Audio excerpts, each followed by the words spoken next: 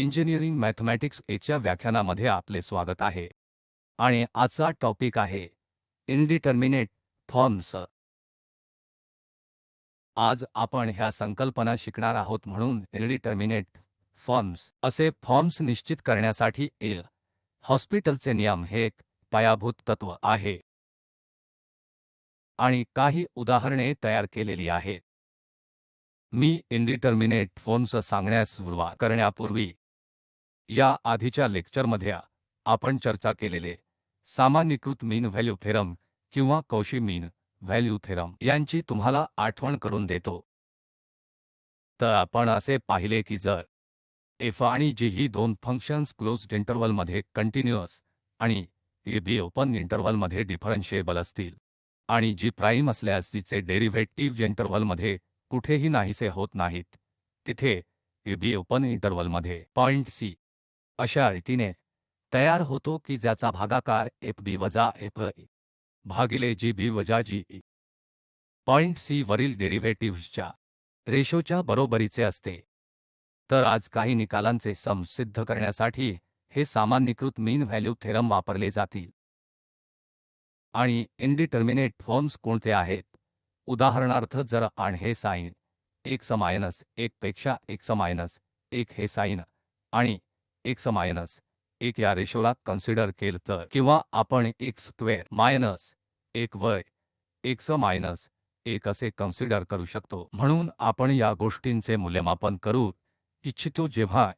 x equal एकदा असेल तर जर आपण x ला सबस्टिट्यूट जागा 1 समान घेतली तर आपल्याला येथे 0 मिळेल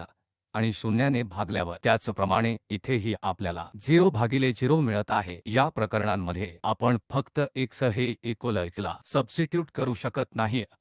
आणि येथे दिलेल्या या अभिव्यक्तींचे व्हॅल्यू मिळवू शकत नाही, किंवा उदाहरणार्थ आपल्याकडे x वर 1 मायनस कोस x आहे आणि x जेव्हा 0 इक्वल असेल तेव्हा या एक्सप्रेशनचे काय होईल हे आपल्याला पाहायचे आहे। जर आपण येथे x इक्वल 0 बरोबर ठेवले तर 1 मायनस हे कॉस 0 पुन्हा 1 म्हणून 0 आणि 0 ने भागले तर आपल्याकडे दुसरे 0 बाय 0 आहे, ज्याचे थेट मूल्यमापन x ला 0 च्या इक्वल सबस्टिट्यूटिंग करून करता येत नाही। तर प्रश्न असा आहे की जेव्हा f आणि g दोन्ही 0 कडे झुकतात, g x पेक्षा f x रेशोचे काय होते? या उदाहरणांमध्ये आपण विचारात घेतलेल्या परिस्थिती आहेत त्या प्रत्येकामध्ये x मध्ये g x दोन्ही 0 कडे झुकतात आणि आता या एक्सप्रेशनचे काय होईल हे आपल्याला पाहायचे आहे। आणि आजच्या लेक्चरमध्ये आपण पाहणार आहोत की उदाहरणार्थ येथे हा फॉर्म साइन x वजा 1 x मायनस 1 आहे जेव्हा आपण x ही लिमिट 1 वर पुढे जातो, कारण आपण फक्त सबस्टिट्यूट करू शकत नाही। या एक्सप्रेशनमध्ये x x इक्वल आहे, परंतु आपण लिमिट बद्दल बोलू शकतो, म्हणून x ही लिमिट 1 साइन x मायनस 1 म्हणून येईल। तर दुसऱ्या प्रकरणात x मायनस 1 पेक्षा x मायनस 1 असताना हे फक्त न्यूमरेटरमधून हा x मायनस 1 रद्द करून मिळवू शकतो, कारण हा न्यूमरेटर x मायनस 1 आणि x प्लस 1 असे लिहू शकतो, म्हणून हा x मायनस या x मायनस 1 सह कॅन्सल होईल आणि नंतर ही लिमिट फक्त 2 होईल। हा 1 मायनस कोस x ओव्हर x ही लिमिट 0 आहे हे आपण नंतर लेक्चर मध्ये पुन्हा एकदा मूल्यांकन करू शकतो। तर या तिन्ही प्रकरणांमध्ये आपण पाहिले आहे की हे फॉर्म 0 करता 0 फॉर्म आहे, परंतु त्यांच्या लिमिट पहिल्या बाबतीत भिन्न आहेत। येथे 1 ते 2 आणि तिसरे 0 आहे। तर या अनिश्चित एक्सप्रेशन काय आहे आपण आता पाहणार आहोत ते आपण नुकतेच पाहिल्याप्रमाणे 0 दर शून्यात दिसू शकतात। दुसरी शक्यता अशी आहे की न्यूमरेटर आणि डिनॉमिनेटर दोघेही इन्फिनिटी आहेत, म्हणून आपल्याकडे इन्फिनिटीने इन्फिनिटीचे रूप आहे, किंवा 0 into infinity infinity minus infinity सारखे इतर इनडिटर्मिनेट फॉर्म्स, किंवा एक्सपोनंट फॉर्म मध्ये 0 power 0 infinity power 0 1 power infinity, म्हणून हे सर्व निर्धारित स्वरूपात आहेत आणि आम्हाला माहित नाही की इन्फिनिटी पॉवर 0 किंवा 1 power infinity infinity minus infinity यांचे व्हॅल्यू काय आहे। म्हणून येथे एक टिप्पणी आहे की ही अभिव्यक्ती जी भिन्न आहेत आणि ज्यांना आपण इनडिटर्मिनेट फॉर्म्स म्हणत आहोत, उदाहरणार्थ 0 power infinity infinity into infinity infinity plus infinity, infinity power infinity किंवा इन्फिनिटी पॉवर मायनस इन्फिनिटी. आणि लक्षात घ्या की हे फॉर्म इनडिटर्मिनेट फॉर्म्स नाहीत आणि आपण या अभिव्यक्तींचे व्हॅल्यू थेट शोधू शकतो. उदाहरणार्थ ही 0 पॉवर इन्फिनिटी, 0 पॉवर इन्फिनिटीची व्हॅल्यू काय आहे? फक्त 0 आहे. आणि इन्फिनिटी गुणिले इन्फिनिटी या दोन खूप मोठ्या संख्या असतील. जेव्हा तुम्ही नैसर्गिकरित्या गुणाकार कराल तेव्हा तुम्हाला इन्फिनिटी मिळेल. पुन्हा इथे प्लस इन्फिनिटी पुन्हा इन्फिनिटी होईल आणि इन्फिनिटी पॉवर इन्फिनिटी होईल. त्याच कारणाने हे देखील इन्फिनिटी होईल आणि इन्फिनिटी पॉवर मायनस इन्फिनिटी आपण लिहू शकतो 1 ओव्हर इन्फिनिटी पॉवर इन्फिनिटी आणि नंतर इन्फिनिटी पॉवर इन्फिनिटी म्हणजे इन्फिनिटी हे 1 ओव्हर इन्फिनिटी होईल जे 0 आहे. त्यामुळे हे फॉर्म इनडिटर्मिनेट फॉर्म्स नाहीत आणि जर आम्हाला गणनेदरम्यान अशा अभिव्यक्ती आढळल्या तर आम्ही ही व्हॅल्यू थेट सबस्टिट्यूट करू शकतो. परंतु या सर्व प्रकरणांमध्ये आपण अशा शून्याद्वारे 0 इन्फिनिटी द्वारा इन्फिनिटी 0 इंटू इन्फिनिटी या सर्व बाबतीत अधिक सावधगिरी बाळगली पाहिजे कारण आपल्याला काही नियमांनुसार मूल्यमापन करावे लागेल ती व्हॅल्यू आणि हे स्पष्ट नाही की इन्फिनिटी द्वारे इन्फिनिटीची व्हॅल्यू काय आहे. उदाहरणार्थ येथे एक संकल्पना आहे की हॉस्पिटलचा नियम अशा इनडिटर्मिनेट फॉर्म्सचे निर्धारण करण्यासाठी एक अतिशय मूलभूत रूल आहे. तर हे काय आहे येथे हे समजा x ची x ही दोन फंक्शन आहेत आणि क्लोज्ड इंटरव्हल b मध्ये सतत आणि ओपन इंटरव्हल a b मध्ये भिन्नता आणि हे जी प्राइम डेरिव्हेटिव्हज जी इंटरव्हलच्या आत कुठेही नाहीसे होत नाही. म्हणून या सर्व परिस्थिती कौशी मीन व्हॅल्यू थेरम किंवा सामान्यीकृत मीन व्हॅल्यू थेरमच्या अटी आहेत ज्या आपण आजच पाहिल्या आहेत आणि त्या अटी व्यतिरिक्त जर आपल्याकडे इक्वल 0 असेल तर फंक्शन 0 व्हॅल्यू मानत आहे आणि दुसरे फंक्शन जी देखील 0 म्हणून व्हॅल्यू घेत आहे. या पॉइंट ए नंतर आपण या हॉस्पिटलच्या रूलचे प्रूफ पाहणार आहोत की जर आपल्याला लिमिटचे मूल्यमापन करायचे असेल तर x हे नैसर्गिकरित्या सेटिंगमध्ये या राईट हँड साइड जाते तशी लिमिट x a कडे पुढे जाते म्हणून right limit fx over gx हे रेशो जे आपण येथे प्रत्यक्षपणे पाहतो तेव्हापासून येथे 0 म्हणजे त्याचे 0 द्वारा रूल असे फॉर्म. पण जर आपण ही लिमिट घेतली आणि हा नियम म्हटला की ही लिमिट हे लिमिटिंग व्हॅल्यूचे इक्वल डेरिव्हेटिव्हच्या गुणोत्तराप्रमाणे आहे त्यामुळे डेरिव्हेटिव्हचा हा दुसरा ॲप्लिकेशन आहे आणि नैसर्गिकरित्या जेव्हा ही लिमिट डेरिव्हेटिव्हची लिमिट एक्झिस्ट असते अन्यथा हे एक्झिस्ट नसल्यास याचा अर्थ नाही. आपण थोड्या वेळाने या पॉइंटवर येऊ आणि आपण पाहू एक उदाहरण जिथे ही लिमिट एक्झिस्ट नाही परंतु याचा अर्थ असा नाही की जी x वरील एक x ची लिमिट एक्झिस्ट नाही. त्यामुळे येथे हा रूल आहे की जर अशा लिमिट डेरिव्हेटिव्हच्या लिमिट एक्झिस्ट असतील तर आपण हे फंक्शन्सच्या या रेशोच्या लिमिटच्या इक्वल असेल.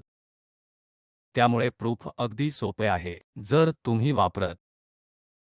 असाल तर जर तुम्ही कौशी मीन व्हॅल्यू थेरम वापरत असाल जे आज सारांशित केले होते तर हे कौशी मीन व्हॅल्यू थेरम आहे. जेव्हा आपल्याकडे f आणि g दोन फंक्शन्स असतात तेव्हा f x मायनस f होते आणि g x मायनस g असेल. f प्राइम जाये वर g प्राइम जाये आणि जाये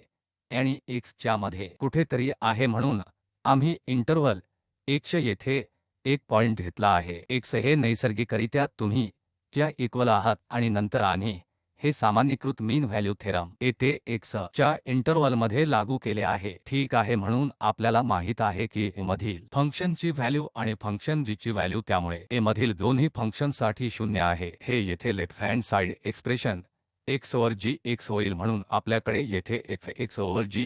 x इक्वल आहे f प्राइम जाये ओव्हर g प्राइम जाये आणि जाये चे आहे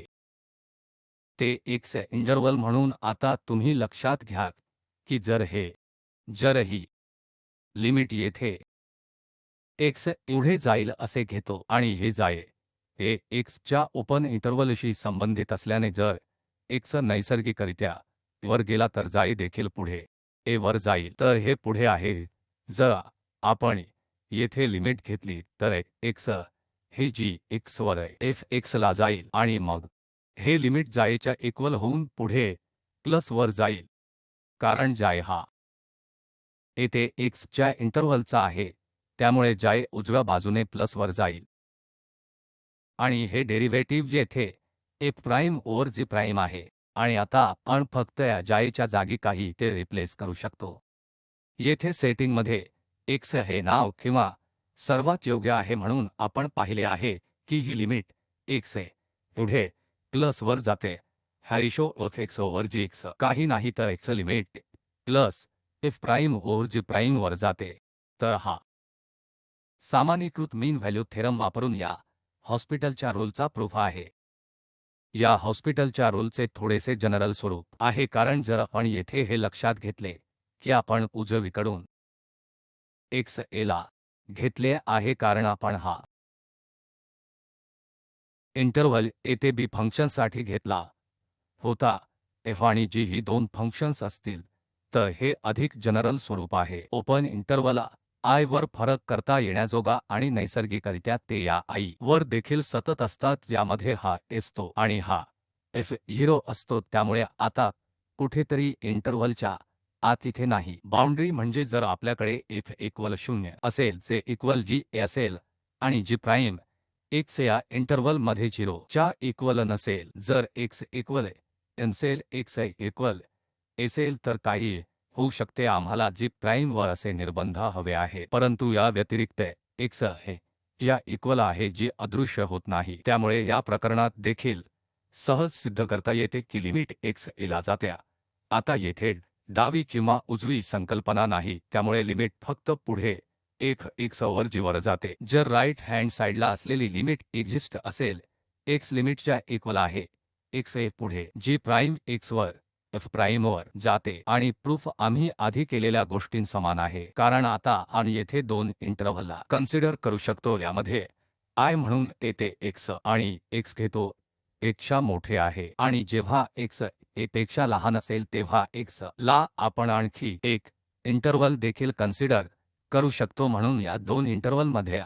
आपण मागील रिझल्ट लागू करू जे तेथे स्थापित करेल x याला एक प्लस साइन जातो. हे केस लिमिटच्या इक्वल आहे पुढे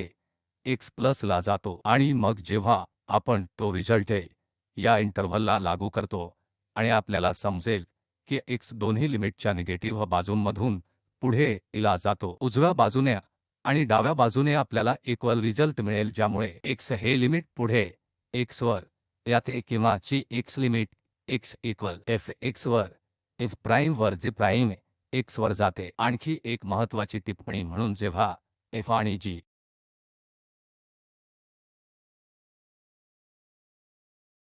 फंक्शन्स x वर परिभाषित केले जात नाहीत तेव्हा हा रुग्णालयाचा रूल देखील इक्वल असतो. आपण मागील दोन रिझल्टमध्ये जे घेतले आहे की f 0 आहे आणि g 0 आहे त्यामुळे त्या पॉइंटला फंक्शन व्हॅल्यू 0 होती. परंतु हाच रूल उदाहरणार्थ फंक्शन असल्यास लागू होऊ शकतो. ही दोन फंक्शन्स अचूकपणे वर परिभाषित केलेली नाहीत परंतु त्यांचे लिमिट 0 आहे म्हणून लिमिट x गोज टू 0 आहे आणि लिमिट x गोज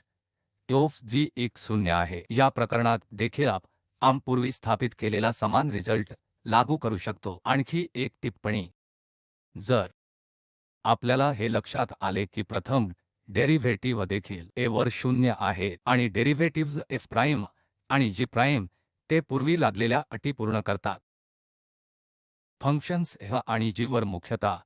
सातत्य डिफरन्शिएबिलिटी नंतर या रेशोवर इला हॉस्पिटलचा रूल लागू करणे म्हणजे आम्ही हे करू शकतो की आम्ही इला हॉस्पिटलचा रूल पुन्हा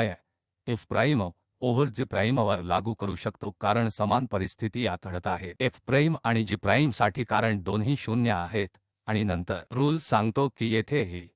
limit f prime g prime दुहेरी डेरिव्हेटिव्हच्या इक्वल असेल mg च्या दुहेरी डेरिव्हेटिव्हजचे रेशो x गोज टू त्यामुळे हे पुन्हा अधिक सामान्यीकृत स्वरूप आहे की ही लिमिट f वरील g प्राइमच्या रेशोच्या लिमिटनुसार मूल्यमापन करू शकते. परंतु जर या दोन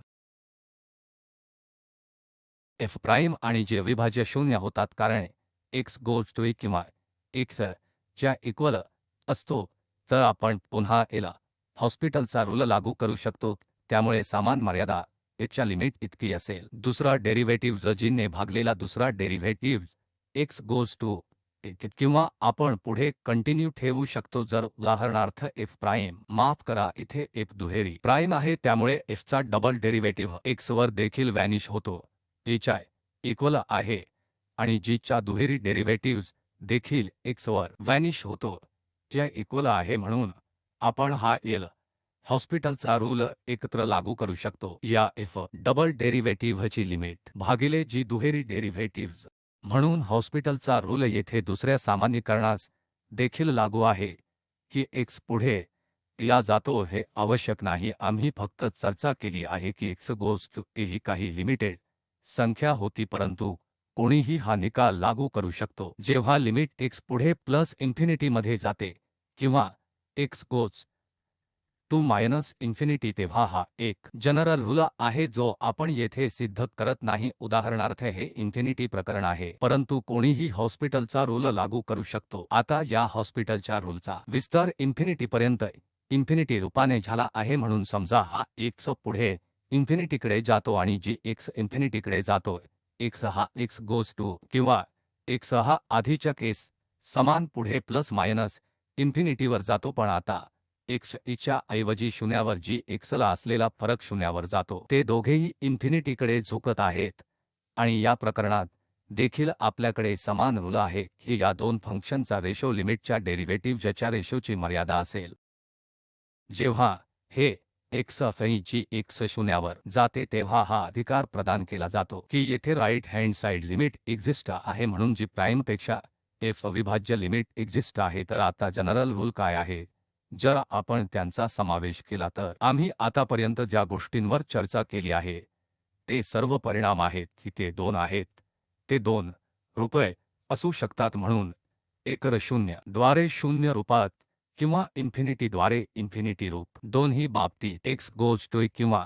x पुढे प्लस मायनस इन्फिनिटीकडे जातो दोन फंक्शन्सच्या रेशोची लिमिट त्या डेरिव्हेटिव्हच्या रेशोच्या लिमिट इक्वल असेल म्हणून ही आणखी एक महत्त्वाची टिप्पणी आहे जी मी आधी नमूद केली आहे जर येथे लिमिट एक्झिस्ट नसेल जर डेरिव्हेटिव्हची लिमिट एक्झिस्ट नसेल तर याचा अर्थ असा नाही की जीने भागलेली f ची लिमिट एक्झिस्ट नाही जे आपण साध्या उदाहरणाने पाहू शकतो जर आपण ही लिमिट कन्सिडर केली तर x पुढे इन्फिनिटी x a प्लस 1 भागिले x ला जातो या प्रकरणात काय होत आहे जर आपण फक्त येथे फॉर्म काय आहे ते पाहिले तर x पुढे इन्फिनिटीकडे जाते प्लस येथे काहीतरी लिमिटेड आहे म्हणून न्यूमरेटर इन्फिनिटी आहे आणि x ला पुन्हा भागिल्याने इन्फिनिटी जाते म्हणून आपल्याकडे इन्फिनिटी रूपाने इन्फिनिटी आहे आणि या प्रकरणात जर आपण फक्त हॉस्पिटलचे रूल लागू केले तर काय होईल म्हणून येथे जर आपण न्यूमरेटरचे डेरिव्हेटिव्हज घेतले तर त्याचा एक plus sin x cos x होईल आणि या x च्या डेरिव्हेटिव्हची लिमिट 1 आहे आणि लिमिट x पुढे इन्फिनिटीकडे जाते म्हणून येथे लिमिट x cos x ते इन्फिनिटी 1 प्लस cos x कारण हा cos x जेव्हा x गोज टू इन्फिनिटी तेव्हा मुळात ही लिमिट येथे 1 प्लस cos x आणि x पुढे इन्फिनिटीकडे जाते म्हणून परिभाषित केलेली नाही त्यामुळे हे लिमिट अस्तित्वात नाही पण जर आपण याचे मूल्यमापन इतर काही मार्गांनी केले जसे x goes to infinity x plus sin x आणि आपण हे x वर 1 प्लस sin x म्हणून पुन्हा लिहितो म्हणून आपण या x ला x येथे डिवाइड करतो आणि नंतर sin x वेगळे करतो म्हणजे आपल्याकडे x वर x प्लस x आहे याचा अर्थ 1 plus sin x over x आणि आता आपण या लिमिटचे थेट मूल्यमापन करू शकतो त्यामुळे 1 प्लस हे sin x वर x म्हणजे x जेव्हा पुढे इन्फिनिटीकडे जातो तेव्हा x येथे गोज टू इन्फिनिटी आणि हे sin x काहीतरी लिमिट मध्ये आहे तिथे काहीतरी लिमिट मध्ये आणि k इन्फिनिटीने भागले तर हे पुढे शून्यावर जाईल म्हणून इथे दुसरा भाग sin x वर x जसा x इन्फिनिटीकडे जातो तो शून्यावर जाईल म्हणून आपल्याकडे 1 प्लस 0 आहे म्हणजे ही लिमिट 1 आहे म्हणून जर आपण येथे निष्कर्ष काढला असता एल हॉस्पिटल रूल लागू करू कारण हे लिमिट एक्झिस्ट नाही तर आपण असा दावा करू शकलो असतो की x हे लिमिट पुढे इन्फिनिटीकडे जाते x प्लस sin x पेक्षा जास्त x एक्झिस्ट नाही पण तो चुकीचा निष्कर्ष असेल तर प्रत्येक रूलमध्ये असेच आहे डेरिव्हेटिव्ह एक्झिस्ट रेशोचे लिमिट प्रदान करून आम्ही लिहिलेला टाइम म्हणजे ते खूप महत्वाचे आहे। आता एक उदाहरण येथे हा अल्फा बीटा r मध्ये द्या म्हणजे तो रियल नंबर आहे आणि आपल्याकडे हे x अल्फा टॅन x इल आहे प्लस आपण x क्यूबवर x असिन करतो जेव्हा x 1 च्या इक्वल नसतो आणि x वर व्हॅल्यू 1 असते तेव्हा 0 असते। या प्रकरणात आपल्याला अल्फा आणि बीटा फंक्शन्स f ची कोणती व्हॅल्यू सतत आहे हे शोधायचे आहे। त्यामुळे f हे फंक्शन मायनस पाय बाय 2 ते पाय बाय 2 इंटरवल मध्ये सतत असते। तर आता या फंक्शनच्या निरंतरतेसाठी आपल्याला काय हवे आहे या alpha tan x plus alpha sin x over x क्यूबची ही लिमिट 1 असावी कारण x ओव्हर 0 इवल आहे फंक्शन 1 म्हणून परिभाषित केले आहे।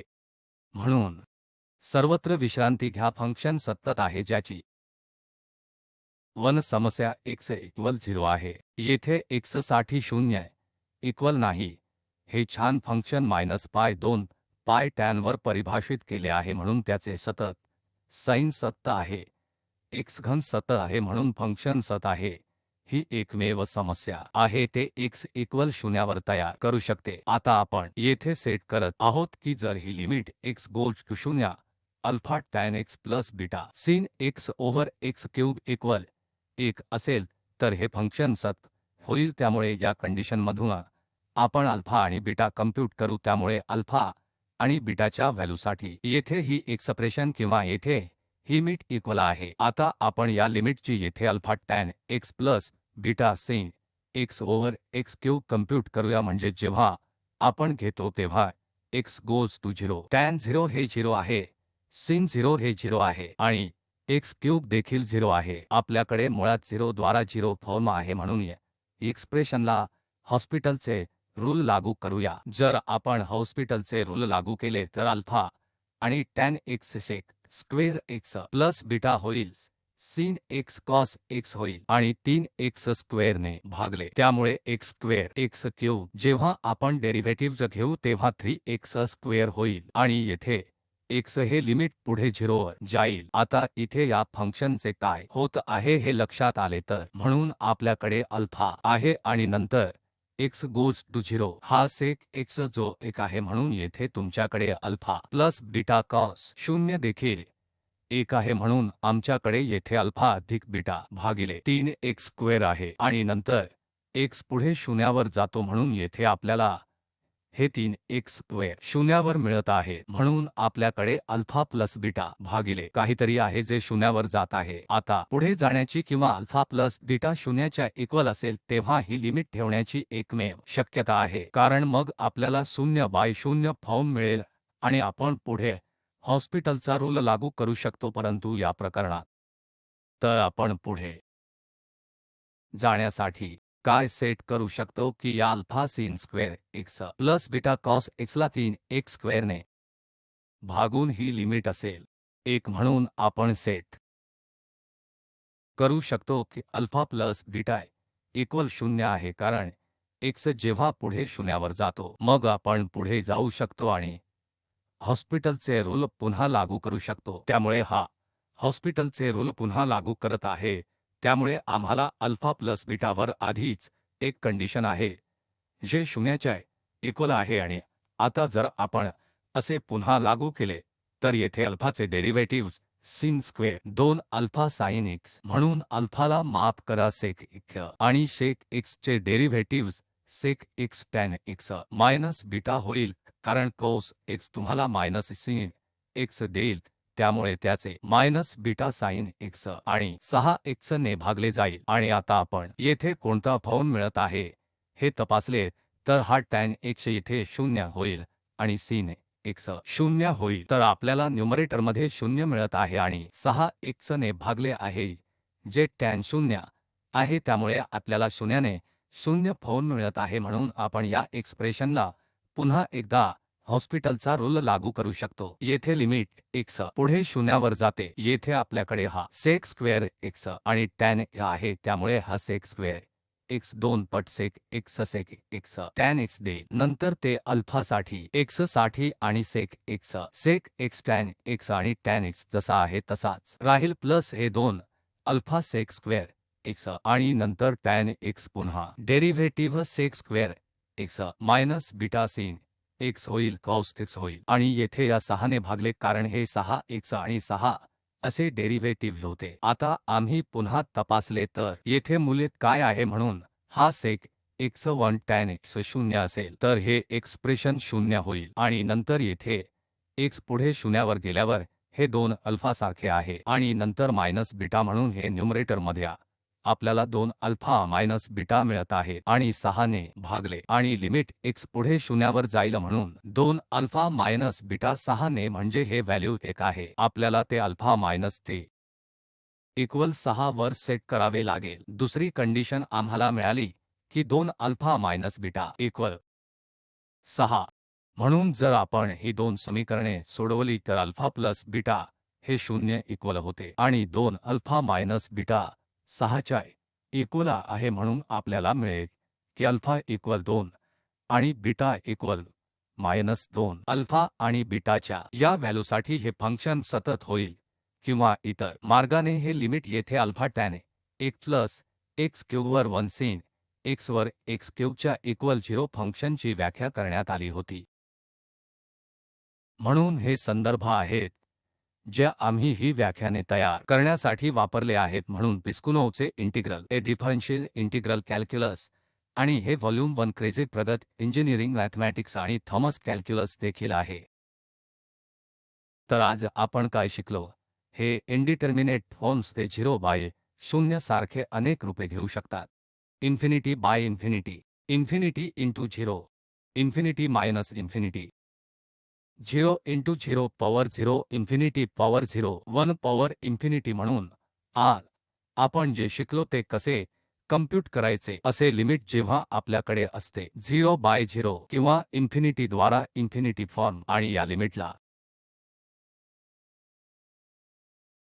कम्प्यूट करण्यासाठी एल हॉस्पिटलचे रूल जे उपयुक्त होते ते असे होते की आपल्याकडे 0 बाय 0 किंवा इन्फिनिटी बाय इन्फिनिटी फॉर्म आहे की नाही हे f ओव्हर g x च्या रेशोसाठी आपण हे रूल लागू करू शकतो, जे म्हणते की हे लिमिट रेशोच्या लिमिटच्या इक्वल असेल, आणि जर पुन्हा हा f प्राइम आणि g प्राइम असेल तर ते दोन्ही 0 ने 0 बनतात किंवा घेतात, किंवा इन्फिनिटी बाय इन्फिनिटी। मग आपण पुन्हा रूल लागू करू शकतो आणि नंतर आपल्याला हे लिमिट दुसऱ्या डेरिव्हेटिव्हच्या रेशोच्या लिमिट इक्वल मिळेल आणि आपण लिमिट मिळेपर्यंत पुढे कंटिन्यू ठेवू शकतो। पण महत्त्वाचा पॉइंट असा होता की हे रूल वैध आहेत जेव्हा त्या लिमिट एक्झिस्ट असतात, तेव्हा आपण निष्कर्ष काढू शकत नाही। जर डेरिव्हेटिव्हचे हे लिमिट एक्झिस्ट नसतील तर मूळ मर्यादा एक्झिस्ट नाही असा निष्कर्ष आपण काढू शकत नाही। म्हणून हा रूल अतिशय उपयुक्त रूल आहे। पुढील लेक्चरमध्ये आपण आता शिकू की फॉर्म कसे हाताळायचे, उदाहरणार्थ 0 इन्फिनिटी द्वारा इन्फिनिटी आणि असेच। धन्यवाद।